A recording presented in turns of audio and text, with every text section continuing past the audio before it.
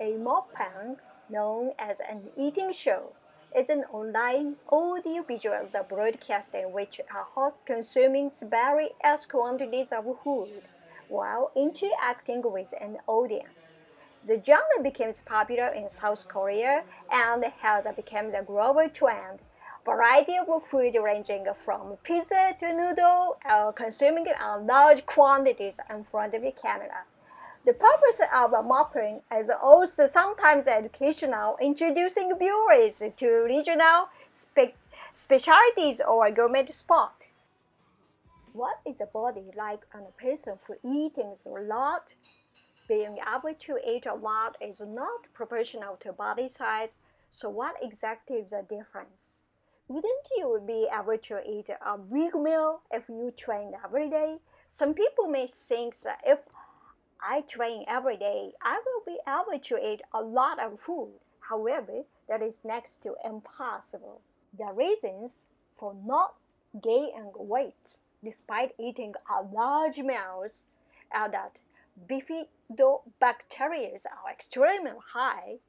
The satiety center is not stimulated because blood sugar levels do not rise, and the body has almost the same cycle while sleeping as when it is active.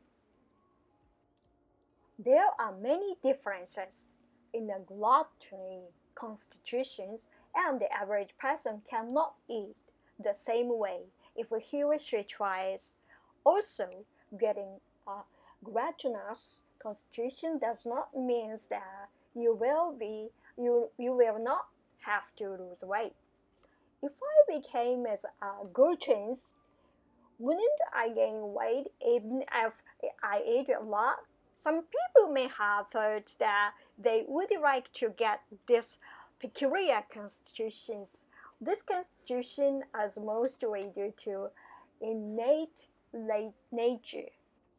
The bulbs between the esophagus, stomach, small and large intestines are not loose in the average person, and the family allows the food to stagnate on the stomach and the nutrients to be absorbed.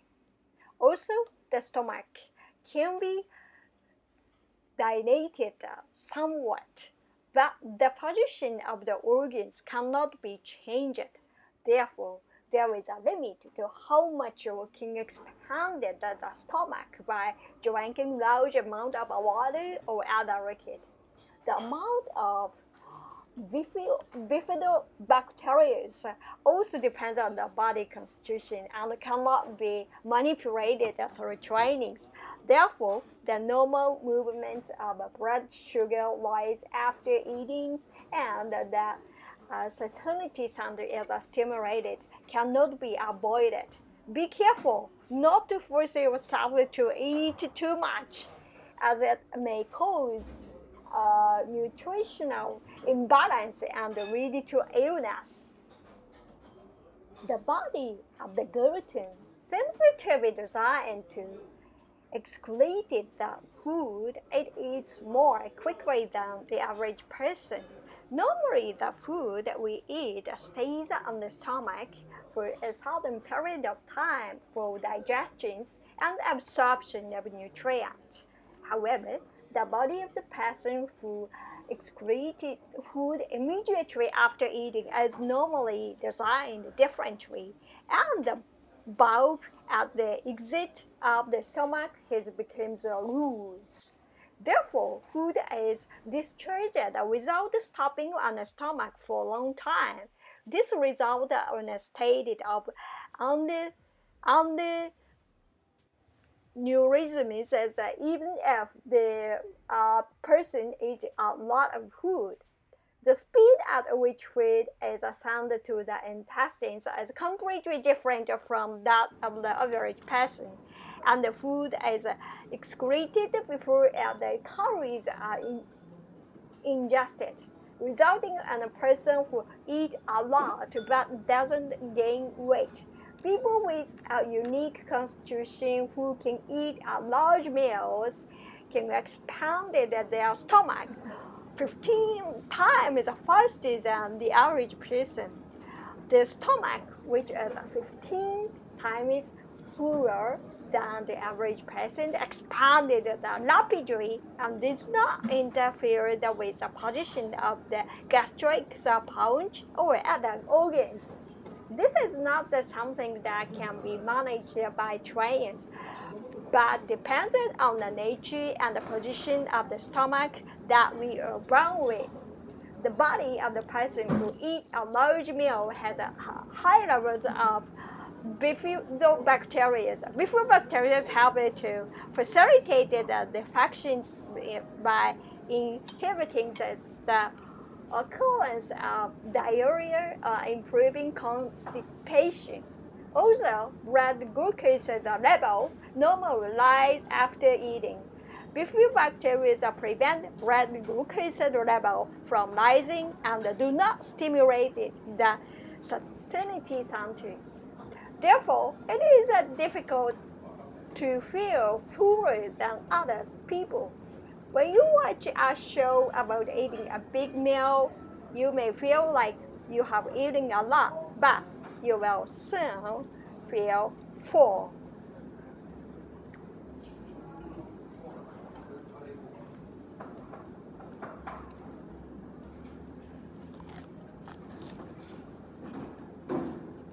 Eating a large meal equals high energy intake. Why don't big eaters gain weight? If energy consumption is low and energy intake is high, we will gain weight. But if energy consumption exceeded energy intake, we will not gain weight. A person who is said to be a skinny glutton has a high energy consumption rate, which means that he or she has a high amount of normal activity or a high basal metabolic rate due to a large amount of muscle mass. In order to prevent the weight gain, it is important to increase energy consumption. We should exercise our body frequently on a daily basis and do muscle training to raise our basal metabolism. Since metabolism is mainly performed by muscle, increasing muscle mass through muscle trainings will raise metabolism and make us less likely to gain weight. In addition, if we aim for a body constitution that prevents weight gain from a dietary aspect, it is important to improve the intestinal environment. Recently, it has been found that the intestinal microflora of thin people is characteristics, and researchers on the intestinal environment is progressing. The secret to a thin bodies may be to increase the amount of good bacteria on the intestines by consuming plenty of fiber-rich vegetables and related to relieve constipation, and actively consuming the fermented food such as yogurt and natto fermented soybeans. On the other hand, there is a disease that causes a person to lose weight even though he or she is eating a lot. This disease is called hyperthyroidism, which causes excessive secretions of thyroid hormones. And the thyroid hormone that controls the body's metabolism are overproduced. Metabolism is abnormally high, and the body is in a state as if it is constantly running at full speed. This causes symptoms such as palpitations, abnormal swellings, and weight loss. Weight loss is also seen in diabetics when blood glucose levels are very high and insulin secretions is lower or insulin does not work properly. Weight loss occurs because the body consumes fat, stores, and cells as energy instead of using the ingested glucose. Please note that the people who are known as skinny gluttons may be suffering from this type of disease. There are two types of fat cells. white fat cells, which stores energy, and brown fat cells, which consume energy. Brown fat cells are abundant in babies' bodies, are thought to burn their fat to produce the heat and maintain body temperature regulation. On the other hand, their ability to produce the heat increasing energy productions and increasing the metabolisms. Unfortunately, brown fat cells decrease with age, and the mechanisms as why they decrease with age is not known.